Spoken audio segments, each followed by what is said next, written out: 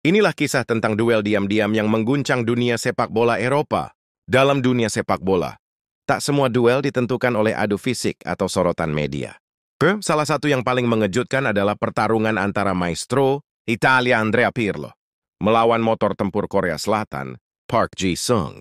Saat semua orang fokus pada bintang, Park Ji-sung mengincar jantung permainan Andrea Pirlo. Semifinal Liga Champions 2010, Manchester United menghadapi AC Milan. Semua sorot mata tertuju pada Rooney dan Ronaldinho. Tapi Sir Alex Ferguson punya rencana tersembunyi. Matikan Pirlo, matikan Milan.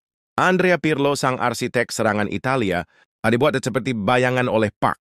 Pirlo adalah pemain yang bermain dengan otak, bukan otot. Umpan-umpannya memecah pertahanan. Kecepatannya ada di pikirannya. Tapi saat itu, setiap gerakannya dibuntuti Park Ji-sung, seperti bayangan tanpa jeda. Park tidak memberi ruang bernapas, bahkan untuk legenda seperti Pirlo.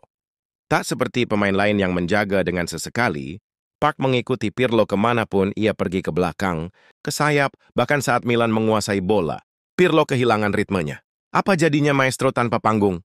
Park memastikan Pirlo tak bisa memainkan simfoninya.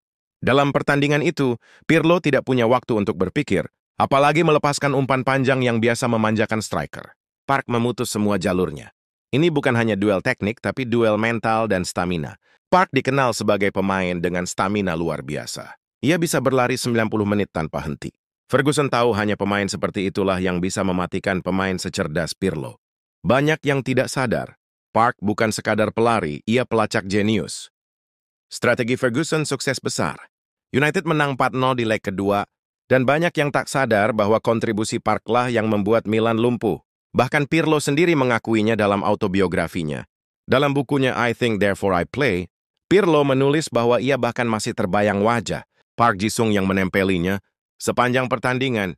Jarang seorang legenda menyebut lawan sebagai mimpi buruk Park jadi pengecualian.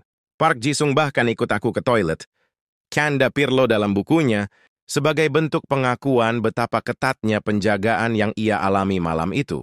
Kisah ini jadi studi kasus tentang bagaimana taktik bisa mengalahkan bakat. Banyak pelatih muda yang mempelajari laga ini.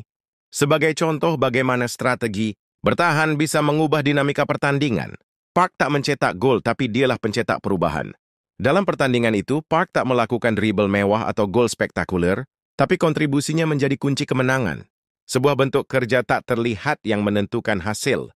Duel ini mengubah pandangan dunia pada pemain Asia. Setelah pertandingan itu, citra pemain Asia di Eropa meningkat drastis. Park membuktikan bahwa pemain dari Timur juga bisa menjadi penentu pertandingan besar. Di era bintang bersinar terang, Park hadir sebagai cahaya yang bekerja dalam diam. Tak banyak fans yang memasang posternya di kamar, tapi mereka yang mengerti taktik tahu bahwa Park Ji-sung adalah pahlawan yang sebenarnya. Pertemuan Pirlo dan Park hanyalah satu laga, tapi dampaknya abadi. Walau hanya satu pertandingan di antara dua pemain berbeda gaya, duel ini menjadi legenda karena dampaknya yang menginspirasi dan mengejutkan dunia. Ini bukan kisah kemenangan personal, tapi pembuktian strategi dan kerja keras. Andrea Pirlo tetap legenda, begitu juga Park Ji-sung. Tapi malam itu strategi dan loyalitas menumbangkan kejeniusannya.